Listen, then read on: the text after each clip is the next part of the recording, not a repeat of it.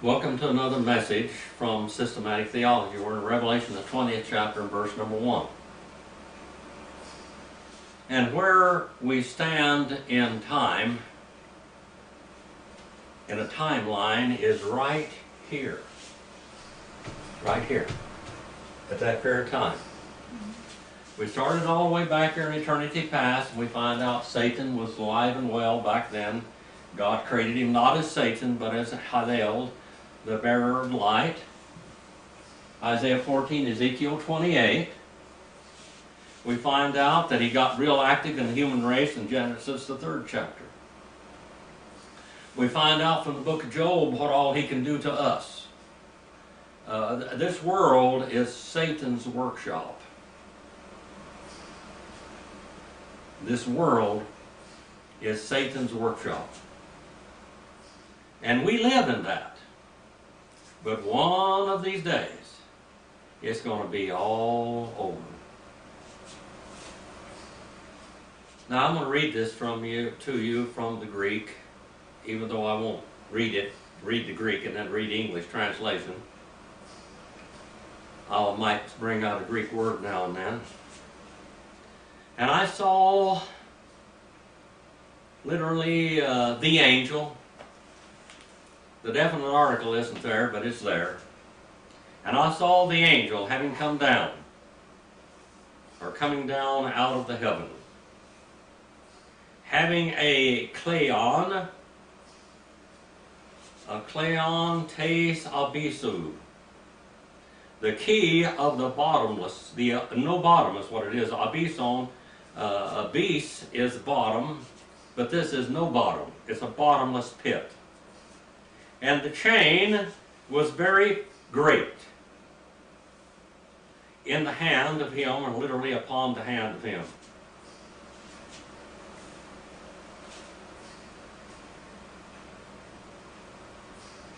Verse number 2. Now here we have a tremendous angel, a very powerful angel, and he's coming down out of heaven. And for 7 years, the hellish activities of Satan's workshop have been concentrated on the earth, and he has his leaders, and he has destroyed nearly 5/6 of the world's population and 2/3 of the Jewish people on the earth.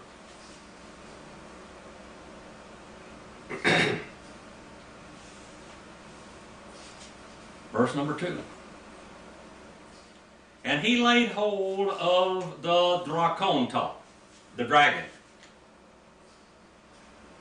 We're going to work dragon right out of this.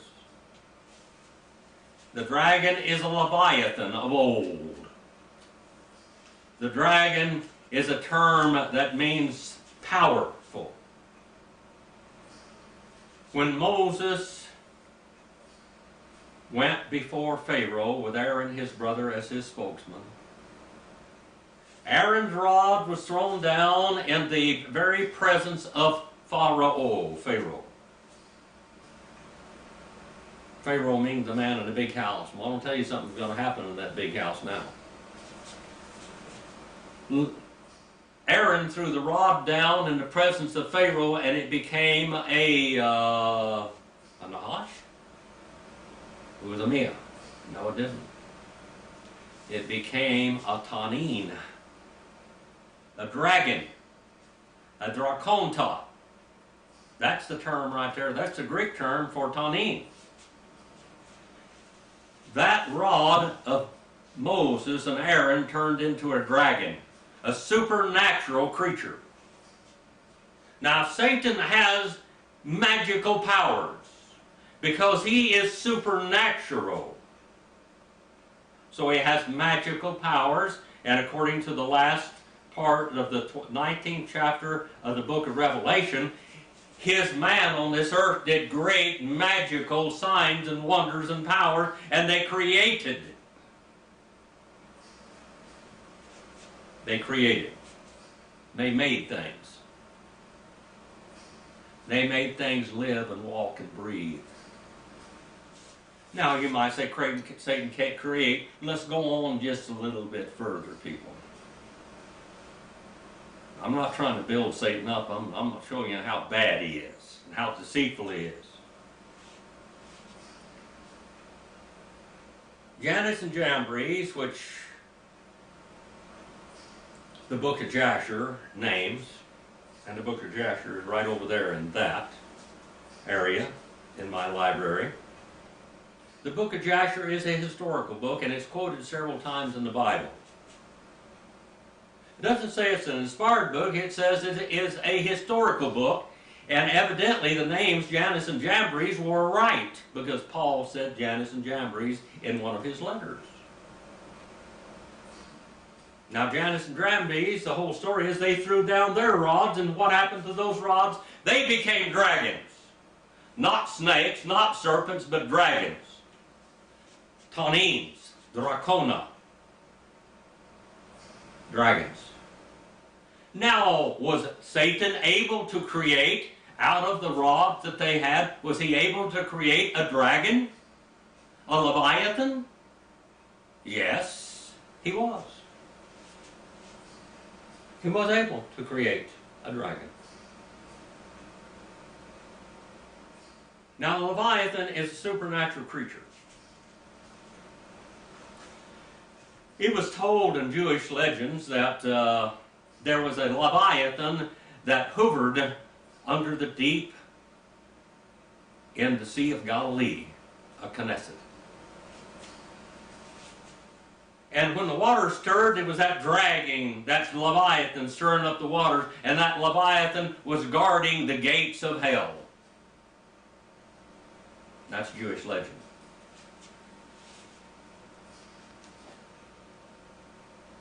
Dragon.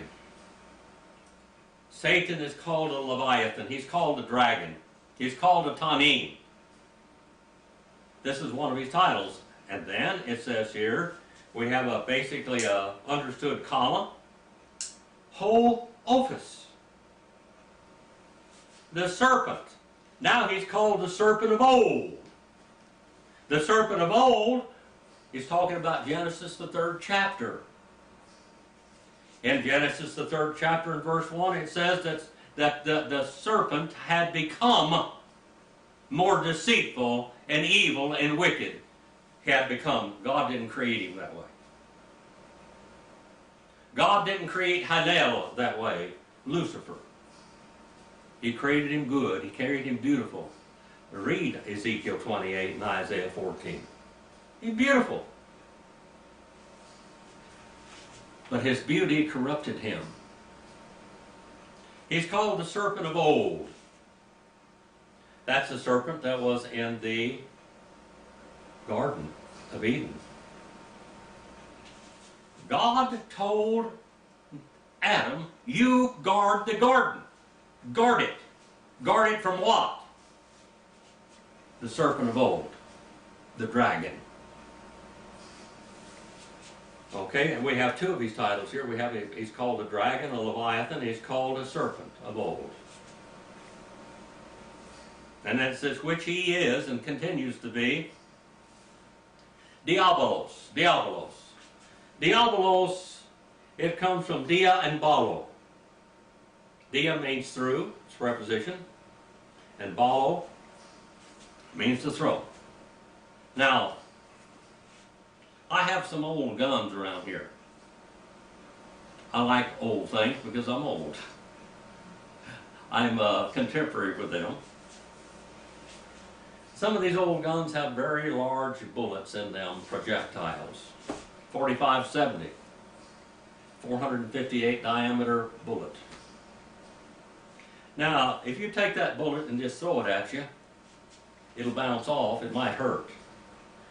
The ones I load in 45-70 or 300 grains, that's very light loads. They 400, 500, 600 grains, 700 grains. You put 70 grains of black powder, you put 13 grains of unique powder in that shell with a 300 grain bullet, and it's going to do some deadly damage. It will go through something and do a lot of damage. The word diabolos means to spear through or to impale, to destroy. Now that's another one of his titles. And he's used those titles in his workplace. And the Satan, ho Satanas. Now the word Satan means to oppose. In Ezekiel 14 and Isaiah 14, Ezekiel 28, I got that a little bit backwards. Satan opposed God. And Satan got the name of opposer or Satan. He was Hylel. He was a Drakon of old, the dragon of old. He is the serpent of old. He is the devil, the destroyer. And he is the opposer. And he is bound. He bound him for a kilia ete, for 1,000 years. Now, this is what we call the millennium.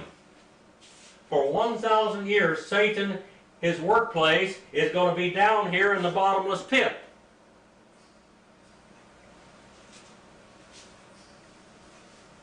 He's going to be out of sight, out of mind, and all of his forces with him.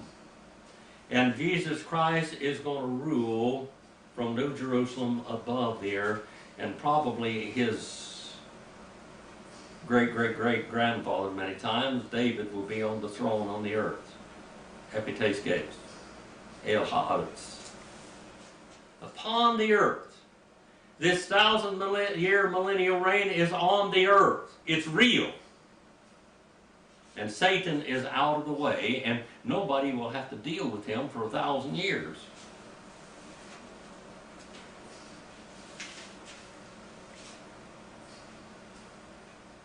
And he cast him, verse number 3, into the abyss, the no bottom. And he locked him down. And he set a seal upon him, in order that he might he might lead astray any longer the nations. In the end times, Satan has great control over the nations. Great control. It says the whole world wandered after his man. The whole world wandered after him. That he might not lead astray any longer the nations until it may be brought to completion the 1,000 years. But after the 1,000 years, it is bindingly necessary to be loosed. You know, a little while, a little time. The golden age of the 1,000 years when the earth is repopulated in the millennium. I know a lot of people try to spiritualize that. Well, don't mess with your Bible. Believe it. The Bible says there will be a 1,000-year reign on this earth, and the center of that reign is going to be Jerusalem, over there in the Middle East, you know. Right there in that little area called Canaan. Palestine, called Israel. That's going to be the seat of God's throne on this earth. And it's going to last for 1,000 years.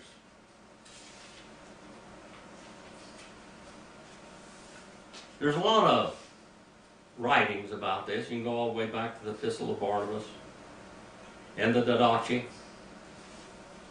And you read about the 1,000-year reign.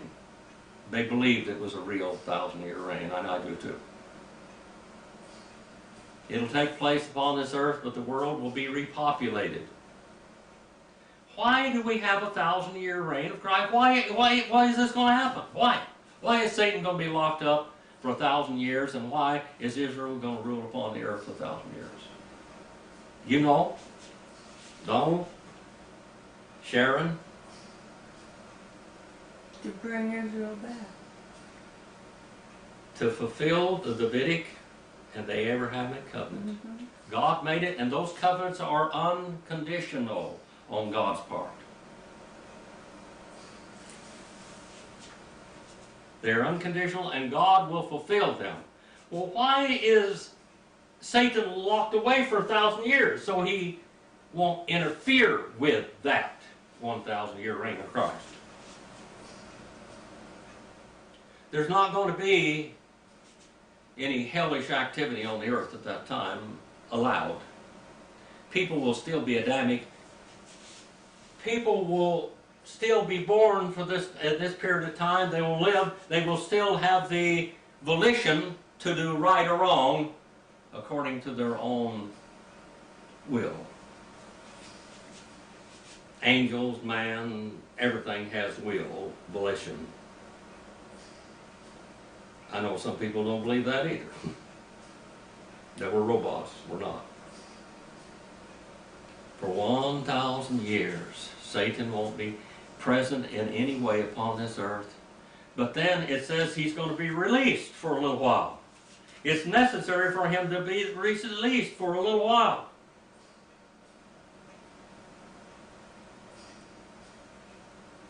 And he will go out to deceive the nations.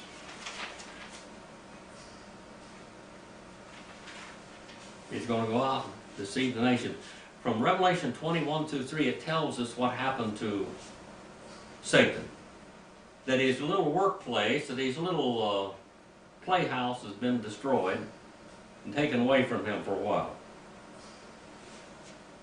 The golden age that takes place while he's locked up. One of the things is the Lord shall be king, Zechariah 14:9. There will be a 1,000-year Bible school. There will be a 1,000-year seminary taking place on this earth. Isaiah 11:9, Isaiah 2:3, Ephesians 2:7. There will be no more preparation for war in Isaiah 2:4. A great change shall take place in the animal kingdom also.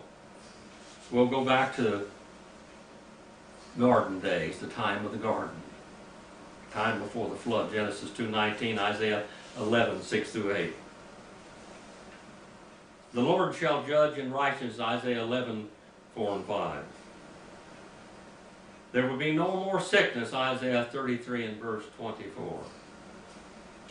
Israel will have her land. The Davidic and the Abrahamic covenant will be fulfilled. They will have their land.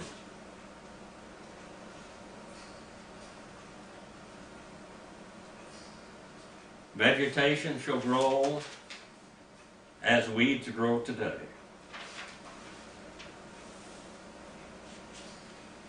These will be wonderful times, and yet there will be a greater time yet. Our Father, we send this message out.